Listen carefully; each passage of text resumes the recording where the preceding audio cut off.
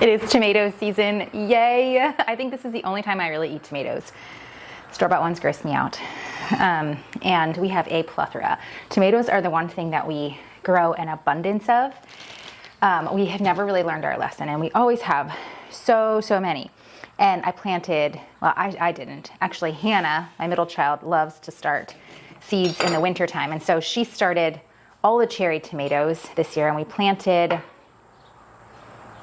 6 of them, I think, in the greenhouse. And then we have a bunch down in our lower kitchen garden. And then all of our sauce tomatoes up in our top garden, which is like our preserving garden, because that's where we grow a bunch of tomatoes and potatoes and peppers. And so today I want to bring you along and show you my new favorite way for preserving these delicious little golden cherry tomatoes. And there's some red ones in there as well. And it's a little tedious, this task, like going up to the greenhouse and picking them. And I think I'm gonna have to go back up and pick some more. And a lot of times these little ones, they split so easy. So I'm trying not to get the split ones. If they're too far gone, then I will just toss them in the slop for the chickens. This one's okay. But I'm cutting them in half and putting them on my dehydrating trays. So I am making sun-dried tomatoes in my big, giant commercial food dehydrator. It is like my new favorite Homestead kitchen tool, because prior to getting the commercial dehydrator, I was using the little tiny round dehydrator that I had for many years that was passed down to me, that I got for free, and that worked for a period of time, but it just was not, yes, it was free. Yes, it did the job, but it was taking me so much time to do these small little batches. And in our garden, things come in big batches. And so a lot of the produce then went to waste, because by the time I could get to the next round of tomatoes, it takes about 24 hours for these to dehydrate in the dehydrator. And once I could get to the next round, they weren't top of their game, you should say. They were a little gone. And I love to preserve. I'm learning to preserve. Brooke yells at me for this, because my earlier days, I would just let the produce sit and it wouldn't be the freshest to preserve. So I like to preserve on the day of picking. And so that's what I'm doing. I might actually go up to the greenhouse to pick more, because Hannah picked these and she picked quite a bunch, but that was too far gone. Okay, let me show you this. I cut them and I lay them skin side down. I was experimenting with, do I put the skin side up? But I'm gonna leave them with the flesh on the top, skin side down, and I don't even wash these, because they're organic. I don't spray them. If they're a little dirty, I just kind of brush off like maybe the dead leaves. And some of these smaller tomatoes I'm putting on there as well, just cutting them in slices. I did one batch of these already and packed them in olive oil. Oh my word, so good. I was debating if I want to put any herbs on them, but I think I'm just gonna do the French salt, my French Celtic sea salt. No, it's French gray, yes, Celtic sea salt. I got it in bulk and I'm loving it. It makes everything, like the flavor of everything, just pop. Okay, could probably fit a few more on here. And they are like literally like candy when they come out of the dehydrator.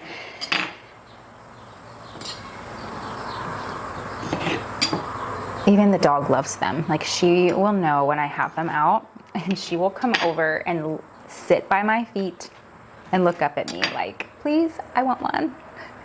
And so she likes to have them too.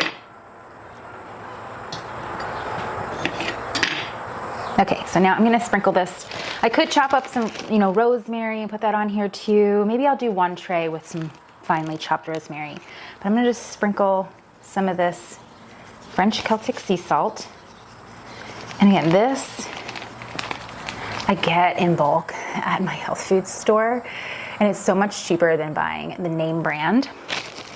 So check around in your area, see if you have like a bulk food store, maybe Azure, if you have that available for you.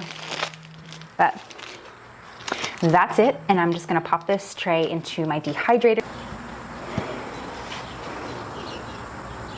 Okay, so this does fit 16 trays, like I said, but there have been times where I'm dehydrating herbs, and herbs can be quite fluffy before they dehydrate, and sometimes I need to just do 8 trays and go and stack them every other one, and so that works too. There's a drip pan on the bottom, and you can actually purchase more of these pans, and I'm thinking about doing that because, like, if I do fruit leathers or things I don't want to spill over the side, I may just purchase some more of these. It comes with these mats, and so I'll dehydrate my sourdough on here. I'll put it really thin. Again, fruit leathers, and then, so this is also something that comes with the dehydrator. It's these like mesh, this mesh screen that goes right over top of the wire trays. I mean, I could put the tomatoes on these too, but it's easier to peel them off when they're dehydrated when they're on this plastic sheet, so it's just another layer. So when I dehydrate any herbs, I just put them right on here. So that's what I'm using for the tomatoes. So let me turn this around and show you how massive it is. Okay, so it is, it's called a bench dehydrator, and this is the smallest that the Bench Foods company actually has, and they're made for commercial use. So they're made to withstand a lot of wear and tear and a lot of daily use. And so a lot of businesses, small businesses that are making, whether it's dog treats or they're dehydrating herbs and making teas, will purchase these, and these do stack too. So I think you put like a piece of plywood in between them if you want to stack them if you want to, but they have double ones that are side by side. I mean, go into the website, I'll put this below. They come in massive sizes. And so the 16 tray one is exactly what I was looking for. I was looking for something that wasn't just the Excalibur brand, you know, the or the countertop ones. I wanted a big one that I could get a lot of things dehydrated at one time. All those big batches of tomatoes that are coming in, all the big batches of herbs that I bring in for tea and medicinals for the winter. And this does the trick, and I absolutely love it. Like, it's part of my decor. It's part of my dining room decor. Like, I keep it out. I don't know where else to put it. And it sits on this beautiful butcher block that my mama graciously gave me. And yeah, so all the trays fit in here. It locks shut. There's a timer, and then you can change the temperature on it as well. So highly, highly recommend this if you are just into preserving, into prepping. We chose this over a freeze dryer because when I was looking at the practicality of it, well, let me take you over. I'm going to talk while I'm chopping tomatoes because I have quite a bit to do. But I was looking at the practicality of it, and I thought to myself, and I was talking to my husband about it because at first he wasn't on board, and then we go to this this day festival. We're heading out tomorrow to go. It's about an hour from my house, or from our house. It's the last weekend in July. It's always the last weekend in July. And it's like, I don't know how to explain it. It's called Family Days on the Farm. And it's very family friendly, obviously. And it's all by donation. It's hosted by an Amish family. Every year, an Amish family, they take turns rotating farms, or every 2 years. And so tents are set up, and there's all kinds of vendors and holistic practitioners. The food is cooked by the Amish ladies.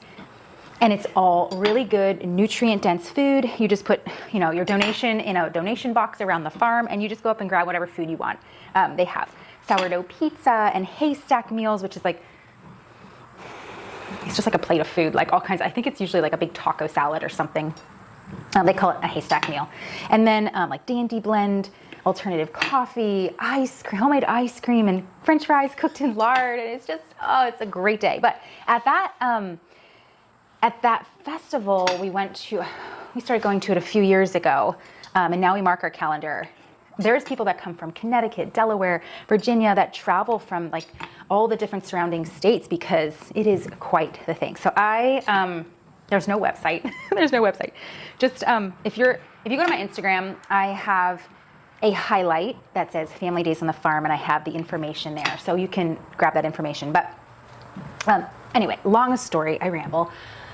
There is always a freeze dryer vendor set up, someone that sells the freeze dryers. And the cool thing is they're local and they do the services for you too. So if it like breaks or you need a part or whatever, they would help you with their services. But when I was looking at it, I think the medium one has 6 trays and they're so small. And I thought, wow, and it takes a full 24 hours for things to freeze dry. And how awesome would it be, right, to have freeze dried, eggs or freeze dried bone broth. But I thought to myself, the practicality of it really isn't something that I feel like I could spend $3,000 on. Whereas this was a little over $800, maybe it was close to $9, free shipping, 5-year warranty, and I know I could dehydrate a lot more. I could get a lot more produce put up with that dehydrator. Now, is a freeze dryer on my bucket list down the road? Absolutely. How fun would that be? We have a friend that would allow us to use his freeze dryer. And we have in the past just experimented with a few things.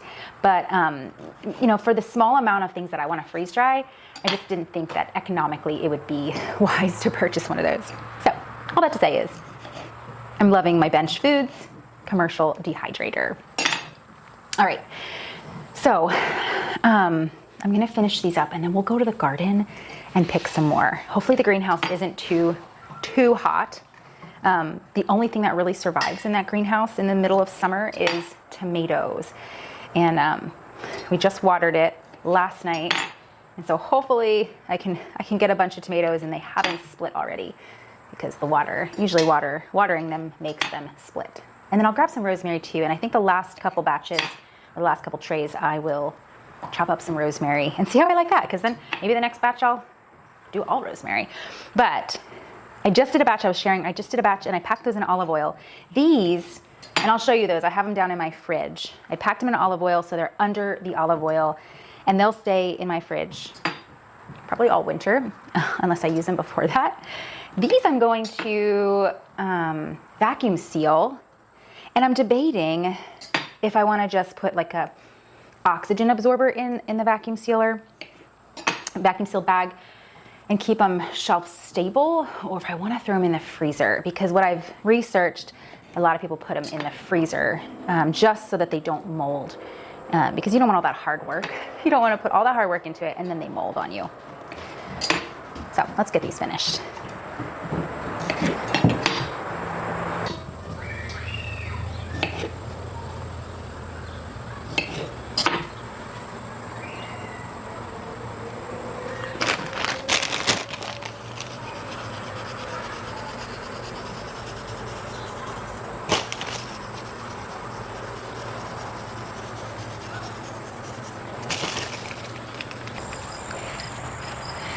I know I don't mention it very often, but did you know we teach classes here on our homestead?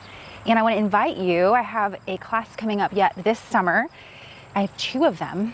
And I think you'll see this before I air this. I have one the beginning of August, which is going to be a summer sourdough, which is going to be a focaccia bread.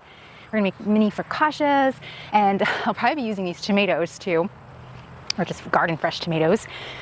And having a garden party. That's a Friday night.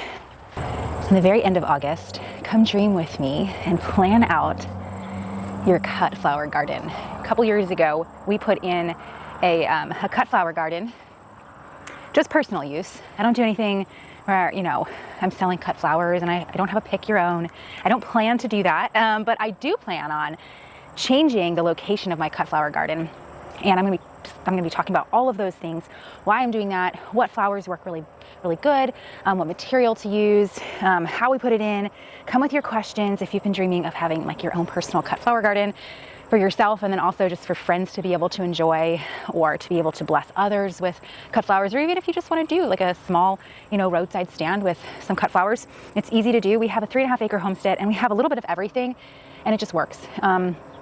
This Monday night I do have a homestead tour and Q&A, and so come out if you're local, if you're a couple counties over or within driving distance. Come out either for the Friday night sourdough class or the Q&A for the cut flower garden, so you can start dreaming all winter. I'll be going down some of my favorite flowers that I get at Johnny's Seeds. They never disappoint. All right, let's go. Let's go pick some tomatoes. I'm gonna try to do this fast because it's a little toasty in here. This place gets to be like a jungle in here. And we try to keep on top of it. So we have tomatoes. They're looking a little, they need some help. They're getting a little, I should probably pull them out. I really should. These guys are thriving. I'll probably put some more water on them tonight, but I'm gonna get as many of these cherry tomatoes as I can.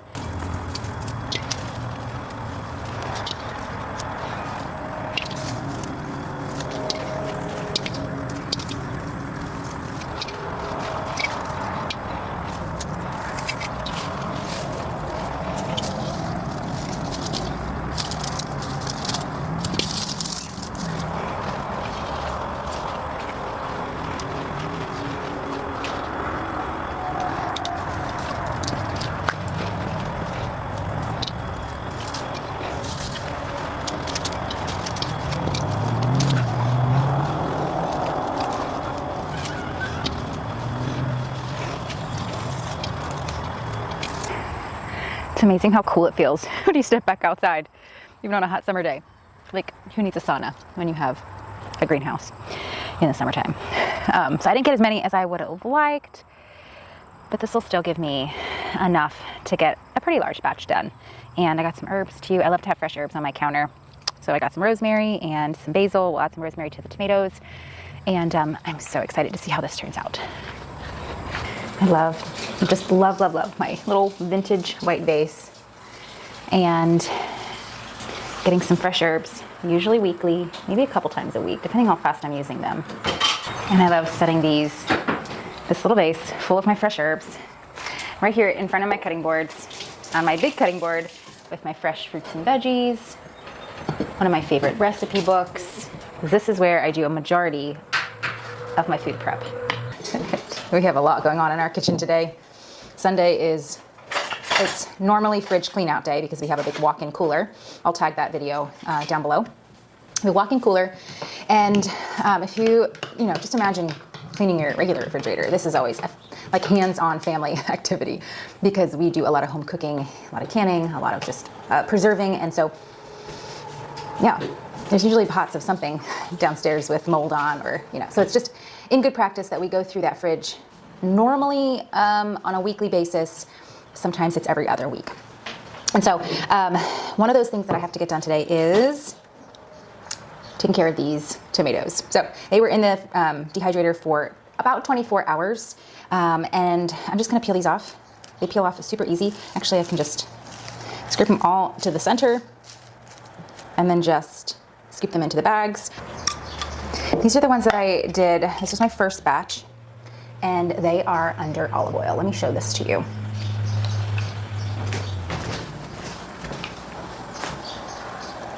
So this is the first batch that I did, and I have about 8 half-pint jars down in my walk-in cooler. They're all under olive oil, so I packed these in olive oil, and these I just put salt on, no rosemary, and then I think I'm going to use some of these for dinner tonight.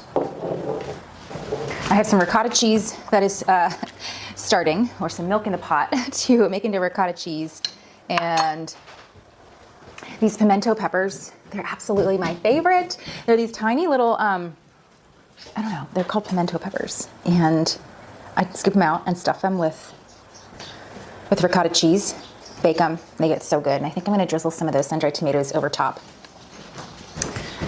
We'll see how that turns out. All right, I have some sauce going because I'm making some sourdough pizzas, because I mixed up some sourdough dough a couple days ago. And if I don't get to make bread, then I'll usually just put it in the refrigerator in the same bowl and make some focaccia with it, or use it for pizza crusts. I teach all of that in my greenhouse membership. I'll link that below as well. A whole month is dedicated just to sourdough. So each month there is a skill that you can learn. Each month has a topic, so you can pick which month you want to start in, and you can learn that skill. So I'm going to put these sun-dried tomatoes, or dehydrated tomatoes, into a vacuum sealed bag. So I have 5 trays of them. So I didn't have enough to do the full 16 trays, but definitely when I get my sauce tomatoes coming in, like aromas, I have one kind that's called Heinz 57. I have like a bunch of different tomatoes that I got, and I don't even remember. Which ones I planted. I know it was the Heinz 57 that we started by seed, and aromas. Oh, and Amish paste. Those are always my favorite. So those are great for sauce. But I'm also going to save some, and I'm going to dehydrate them too. So these are just little cherry tomatoes. And I should probably get one more bag because I think one whole tray fits in a bag.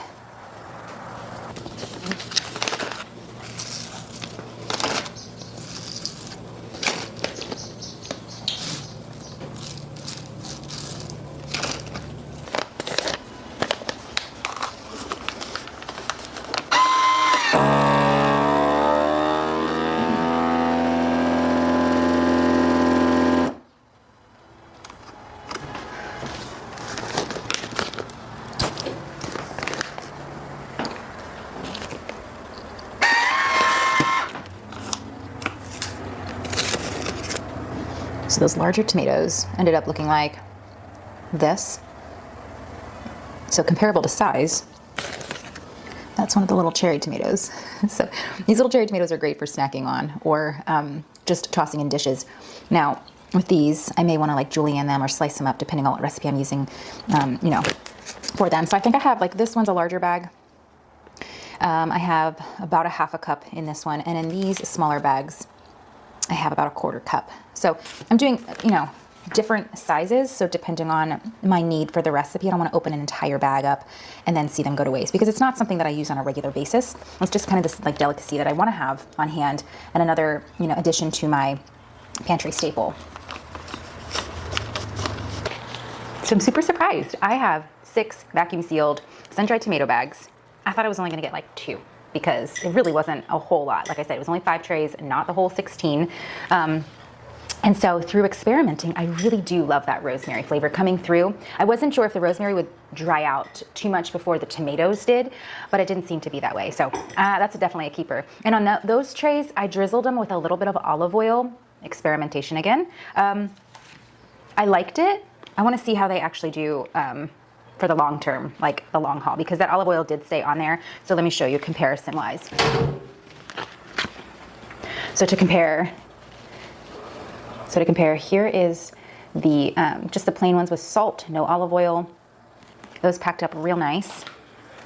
And then these are the ones with olive oil and rosemary and salt. So you can see like the olive oil is just pulling in these corners here, whereas this one looks like it's going to stay nice and fresh and dry. So these are going to go in the freezer anyway, just to make sure that they stay fresh throughout, just for storage purposes.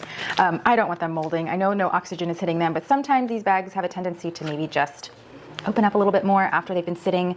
So I'll put these in the freezer, and I'm definitely going to make some more with the ones that come in from like my sauce tomatoes that I have an abundance of. And then I have about 8 jars of the olive oil packed. I may not need this many sun-dried tomatoes, but hey, if I have an abundance of tomatoes and this is one way to use them that our family loves, I am gonna go gung-ho on it, because that's just how I am. So I love being creative in the kitchen and not just doing the typical canning of tomato sauce, canning of pickles, you know, all of those necessities. I like to throw in a little whimsy and fun too. So let me know below, how do you use sun-dried tomatoes? Because this, again, isn't really a staple in my kitchen. I want to make it more of one because, I don't know, it just sounds like fun. Another addition to add to some, you know, some meals in the wintertime, or really anytime. I'm going to use them tonight. So let us know, let me know, let our family know what you do with sun-dried tomatoes. What is your favorite dish to make with sun-dried tomatoes, or your favorite way to use them? I love just gathering more ideas, and I'm sure all the followers here also do love reading through the comments too. So blessings to you guys. Thank you so much for being here. And if you liked this, if this was valuable, like, subscribe, and share it with your friends. All right, blessings until next time.